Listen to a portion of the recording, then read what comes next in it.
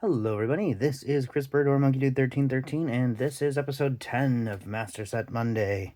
This week we are going over Sun and Moon Unified Minds, and here, as you can see, we have had to crack at least one PSA slab in order to finish this collection. So, without further ado, let's jump into it. Alright, so this set is huge. There's a million billion cards, 236 in the base set. And then you have a reverse for most of those, and then you have a whole bunch of secret rares afterwards. It's just crazy. But this is, I believe, the third set to feature Tag Team. Before it were Unbroken Bonds and Tag Team, the set that started the whole craze.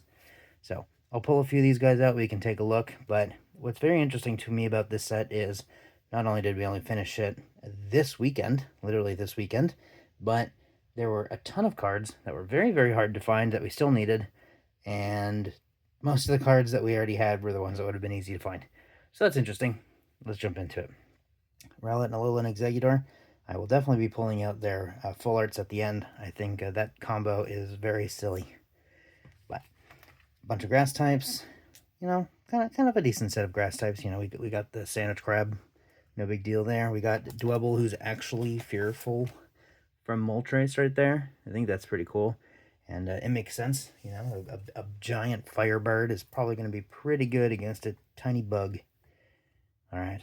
Return of Heatran here. Heatran is underappreciated in my opinion. I think Heatran is quite cool. Oh yeah. Okay. I absolutely love this pairing. I've said in previous videos, and I'll say it again, I really like it when they put Pokemon that are underappreciated onto cards. I also love it when they put multiple Pokemon onto a card, and I also love it when they feature not fully evolved forms of Pokemon on an otherwise extremely powerful card. And so this combines all of those, where I know Psyduck has a decent amount of popularity, and it's quite a bit more than Slowpoke, but still, you would not expect either of these two to be on a big deal card in the set. And yet here we are, two dopey, slow, harebrained Pokemon getting together to have some thrilling times. So I think this card is fantastic. I absolutely love this pairing, and the alternate art for this at the end of the set is wonderful. I very, very, very much like that one. So many awesome things about that card. Moving right along. Keldeo, Tag Team Raichu, and Alolan Raichu. Let me pull this one out. These guys are sweet as well. As much as I was around for the tag team era and bought like multiple cases of this set, this was surprising to me that they could put two of the same Pokemon, quote unquote, on the same card and have it be a tag team. But I think that's awesome. I never would have thought of that, even though it makes so much sense. All right. So as I mentioned there, okay. I can't get into that. I gotta pull out these guys. Mewtwo and Mew GX. Fantastic art. Kind of looks like Mew's hanging out in Mewtwo's armpit. But this is an obvious pairing for a tag team, right? Mew and Mewtwo. But this just increases the conspiracy theories about Mew 3. Because I mean we got 3 Mews on this card, so Mew 3. Haha. And then Espeon and Deoxys. This one's fantastic as well, because as much as I liked Deoxys, I always felt it was kind of missing some personality. Its 4 forms were great if you could have them all at the same time. But since you could only have one at a time, it kind of felt kind of static, if that makes sense. And so throwing that in here with Espeon and otherwise very, I know it's more on the stoic side of things, but Espeon brings some much needed life into the card. So I thought that was a very cool mix. Latios and Jirachi. Always, the EXs in this set are always, the GXs in this set are always overshadowed by the tag teams. But that makes complete sense because tag teams are all the rage. You get twice as many Pokemon for half the price. Well, in this case, you get twice as many Pokemon for like 10 times the price. Thank you, Pokemon markets. Umbreon and Darkrai. Similar to the Deoxys and Espeon, I think Darkrai is very cool, but kind of not monopose. But, it's kind of, he doesn't feel like a super actiony Pokemon. And so pairing them with like a companion Pokemon that really works well, I think is very cool. And then this one was very surprising to me, but from a lore perspective, this one makes a lot of sense. So this is Mega Sableye and Tyranitar. And why this makes sense is Tyranitar eats and destroys mountains, and Sableye likes gems. So together, Tyranitar destroys Mountain, makes it easier for Sableye to get gems, and also I'm sure while Sableye is normally scrummaging around for gems, he can just easily get snacks for the Tyranitar. So I think that pairing is quite awesome as well. Most people don't know there's a Weavile EX in this set, but I'll gloss over that one a little bit quickly. Same with Mawile. And here's one of the big ones. Garchomp and Giratina. What's better than one extremely popular Pokemon? Two. And that's what this card decided to do. No surprises that this card is worth way too much money, but the art, really sells it, and the pairing is really great. So I really like these guys. Dragonite. But for one of the few times, we pass over Dragonite and move on to the other Pokemon. Alright, so now we're definitely into the trainers now. And we're going to be coming up on one of the grand reveals here. Ta-da! So, in this Sun Moon era, and for some of the sets in Sword Shield, instead of having all of the illustration type cards, I know these aren't technically illustration rares, but I mean, they pretty much are. Instead of having them all clumped together at the back, like modern sets have it, they've actually spread them out so the full art and the illustration rare are right next to each other. So these two, these two, these two. I guess Mewtwo didn't get one because it's the promo. Yeah, Mewtwo and Mew got a promo. But let's pull the illustration ones out at least, and we can take a look at those. Look at this. Where even is Rowlet? This is Rowlet and a Alolan Exeggutor. But if you get up there real close, you can see Rowlet right there on a Alolan Exeggutor's neck. So what I really like the way that they put one of the biggest Pokemon and one of the smallest Pokemon together as a tag team, and then managed to actually properly show the scale here. So I think a lot of people would miss that Rowlet unless they're really looking for it. But what a cool card. We pulled this one on our own back when the set was new. We actually pulled like 95% of this binder on our own when the set was new, like I was saying before, when it was quite a bit cheaper. All right, Slowpoke and Psyduck. This is the illustrationer that I was talking about earlier in the video. I just absolutely love this art. I don't know how... there's just so much character. And it exemplifies both of the Pokemon's natures, and something that people have theorized about a bunch is, well, if Shellder biting Slowpoke's tail turns him into Slowbro, and biting the head is Slowking, then what if Shellder... did I say Shellder earlier? Hopefully I said it. What would happen if Shellder bit either a different part of Slowpoke, or if he bit a different Pokemon? And so this card presumes to let us find out eventually what Psyduck will turn into when his tail is bitten by a Shellder. And so I've seen some really cool fan art of people like making up ideas of what a Psyduck Shellder fusion would look like. And so I think it's really cool. And on top of that, these Pokemon are so derpy. And the way the artist depicted their faces is just absolutely derpy. They do a fantastic job of this. It is no surprise to me that this is one of the most sought after cards in the set. Very, very, very, very cool. Alright, next up on the illustration rares, Raichu and Alolan Raichu. I love the perspective on this one. I like that the Alolan Raichu is just hanging on for dear life. Presumably normal Raichu is just running away for some reason. It looks like he's scared. But if you look at the face of Alolan Raichu up there, he got a cute little face. Very, very derpy. But, he's having a good time hanging on for the ride. And so this card is fantastic. Alrighty. Then I'll pull out the Mewtwo and Mew because it doesn't have the illustration rare in this set. But the way they did the full art tag teams in this set is, I think, really cool. As they've done in the other tag team era sets. They have a relatively obvious Pokemon, but they keep the color very subtle. What's the right way to say it is? They stay true to the Pokemon's color, but they don't. But they also try to like merge the two Pokemon together as best they can. And an obvious counterexample to this is the Slowpoke and Psyduck full art, because you can't make yellow and pink that really blendy with each other, so they just go full on contrast. All right, so let's do another grand reveal. This one is the second coolest page in the set, and this Mega Tyranitar, or Mega Sableye and Tyranitar art, I think is just amazing. I didn't realize how valuable this card was until maybe 2 or 3 weeks ago. since we pulled this out of the box back when the set was new, I was never really looking at this card at card shows. So I never really saw the sticker. I didn't really know the value of it until recently. And boy, howdy, he's a big one. But either way, lovely card. You can see some like mountain formations up here. Let's see if I can get that to show. But it looks like Tyranitar is actively eating a mountain, and Sableye is reaping the benefits of that. So, amazing card art here. All right. So, what's interesting, the full art trainers in this set were the bane of our existence. So we pulled Blues Tactics, Coach Trainer, and Pokemaniac from our boxes forever ago. Most of the full arts that we pulled were the Pokemon. We were still missing one or two, like we were missing this Mega Mawile, and we had to get it at a card show, but for the most part, most of our full arts were the Pokemon.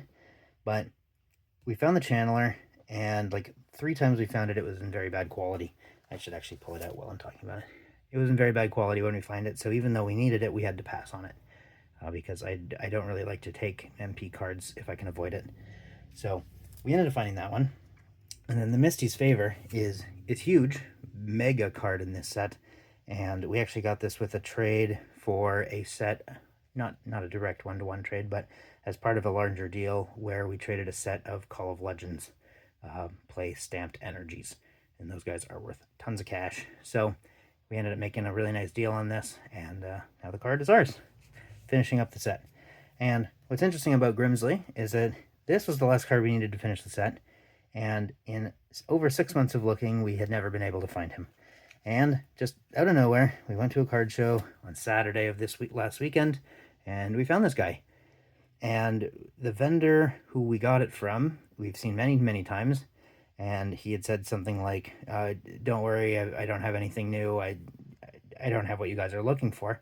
Because usually at these card shows, we're looking for first edition vintage, because those are the cards that we're missing the most of. And that's what we'll tell vendors, do you have any of these? Can you pull out any vintage binders you might have? But this guy, they had Grimsley, and that was incredible, because we were convinced that we were never going to find this guy, and we'd have to break one of our rules and buy it online. But luckily, we found this, and very cool. Yeah, very happy with the story behind that one. I like that a lot. All right, so what's the next one? Latios. This is the one that we had to crack out of the slab. So the Near Mint 8 version of this card costs basically the same as the raw Near Mint version. And so when I buy slabs to crack, which I don't do all that often, but when I buy slabs to crack, I have to look pretty closely at the front and back and figure out, well, what's wrong with it? Will this look good once we crack it out? Am I willing to take the risk to crack this card out? And honestly, I can't find much about what makes this card an 8. We could argue there's a little bit of top-bottom centering that's an issue, and maybe there's some like hidden texture bumps somewhere, but I don't know, man. There's like, wow, the card's getting out of focus for some reason, but there's a little bit of whitening on the corners. I don't know, man. I wouldn't have given this card an 8 if I were the one grading it.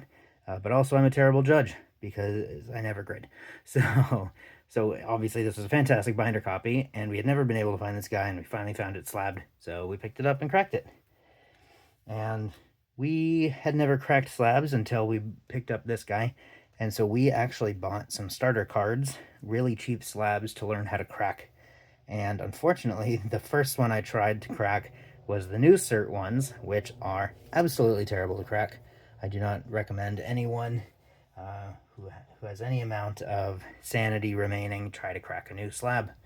I mean, of course, you're going to keep doing it, and you're going to get better at it, and it's not going to be a big deal, but the plastic on the new slab bends way more than on the old one. The old one cracks, the new one bends, and so you really need to get a hang for the new cert ones, but the old cert ones are totally fine. All right. Last reveal. This Mega Mawile was one of the ones we needed. This Naganadel we needed. And we were actually not going to go to the card show that we found this guy at, because we were up 6 hours north of where we live visiting family. And we managed to leave early enough on Sunday that we could catch the last 2 hours of a card show that we thought we were never going to go to. And that show had 3 rooms. The first room you go to in was like a toys and collectibles room. And then you walk to the back, and you can either go into another toys and collectibles room that had mostly sports cards, or you could walk into the TCG room, which, of course, we spent most of our time in the TCG room. We found a few things like the Rayquaza VMAX from Evolving Skies, but at the very, very end, we decided to peek our head into the sports card room, and we found 2 of our favorite vendors in there, one of which we bought some Legendary Collection reverses from, and the other one we got this Naganadel from. And so this was the first time we'd ever seen this card in the wild, and it's very cool that we were able to pick it up in an unsuspecting place. And lastly, this reset stamp here. This was the last gold trainer we needed for the set, and we found this at Fanime. Oh, no, not Fanime, GalaxyCon. Called GalaxyCon here in San Jose. And you never expect to find Pokemon cards in these kinds of places. And if you do, you expect to find sealed that's way overpriced and it's not worth buying. But we just found this guy whose main deal was making pins, and him and his wife were there selling pins and setting up pins and everything, and he just had a binder of Pokemon cards, mostly bulk stuff that I didn't really need anymore, and then he just had the reset stamp in there, chilling. So, very surprising pickup, and a very unusual place to find a card like this, but it's always fun to go searching.